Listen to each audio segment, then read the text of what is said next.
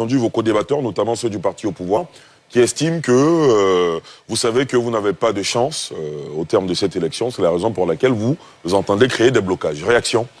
Maintenant, ils savent que ce qu'ils disent est faux. Ils savent que ce qu'ils disent est faux. Mais j'ai été un peu choqué par les propos que j'ai entendus. Il y a beaucoup d'arrogance, il y a beaucoup de mépris, alors qu'on est dans un pays qui sort de beaucoup de traumatismes. Il faut avoir des attitudes, il faut avoir des postures, il faut avoir des prises de parole qui apaisent.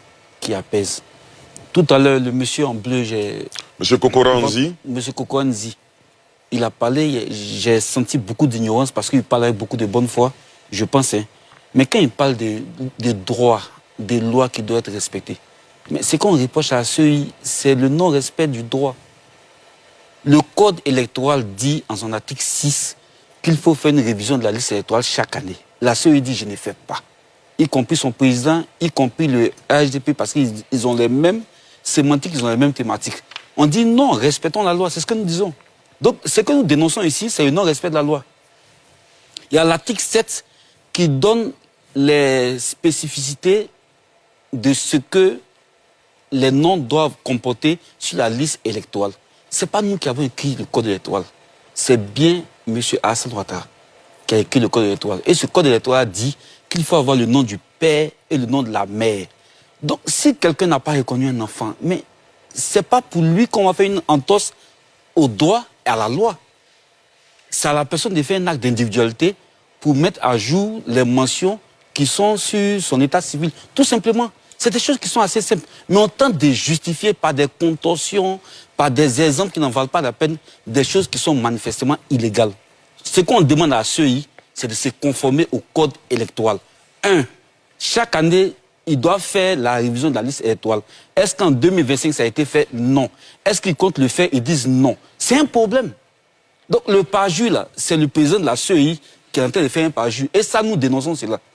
Ça, c'est de un. Et le dit, ce n'est pas avoir peur des élections. Nous voulons tellement l'élection que nous voulons que les règles du jeu soient basées sur la loi, que les règles du jeu soient saines et que la compétition puisse se faire. En même temps qu'ils disent qu'on a peur d'aller aux élections, en même temps qu'ils disent qu'on ne peut pas gagner, ils excluent un candidat. En même temps qu'ils disent ça, ils veulent maintenir en état une liste électorale qui est truffée d'irrégularité. Allez dire à Souba, sur cette liste-là, il y a des électeurs qui sont plus âgés que leur propre mère et que leur propre père. Des électeurs. Une liste où des femmes ont 500 enfants. Il y a des irrégularités qui sont là. Et ces irrégularités ne peuvent pas se gérer à travers le contentieux. Pourquoi? Je vous explique. Quel est le mode opératoire?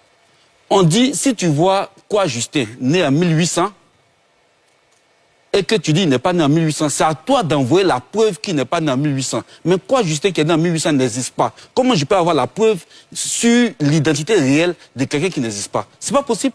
C'est pour ça qu'on parle d'audit. Dans le cas d'un audit, on va expuger de la liste ce qui manifestement n'est pas possible. C'est tout ce qu'on demande. On demande de la transparence. On veut aller jouer le match, mais il faut que les règles du jeu soient saines, soient équitables, afin que le vainqueur soit le vainqueur. On dit ça parce qu'en 2010, qu'est-ce qui s'est passé? Il y a eu un président de la CEI, qui était de l'opposition d'alors, qui a écrit au Conseil constitutionnel pour dire « Je suis frappé par le délai de carence. Je ne peux plus donner de résultats. Donc je m'en décharge. » Mais qui s'est retrouvé le lendemain à l'hôtel du Golfe, que j'ai des campagnes d'un candidat pour proclamer celui-ci vainqueur. C'est ça qu'on ne veut plus vivre. Parce que c'est suite à ça qu'il y a eu 3000 morts. Tout simplement. Donc, assainissons les règles du jeu et n'éliminons aucun candidat. Allons-y à la compétition. On ne s'est pas acharné sur la CEI. Il y a des irrégularités qui sont flagrantes, nous les dénonçons. Le dialogue politique, on ne le demande pas à la CEI. On n'a jamais écrit à la CEI pour dire on veut faire un dialogue politique. Jamais. Jamais, jamais, jamais, jamais. Ça, c'est de la manipulation. Le dialogue politique, nous le voulons avec ceux qui tiennent les rênes de l'État. Pour leur dire, nous sommes des frères. Pour leur dire que nous sommes des partis politiques, nous sommes des partenaires. Il est bon qu'on s'asseye maintenant et qu'on préserve les vies des Ivoiriens. C'est tout ce qu'on demande. Mouzi Kokora, réaction? Okay, voilà, non.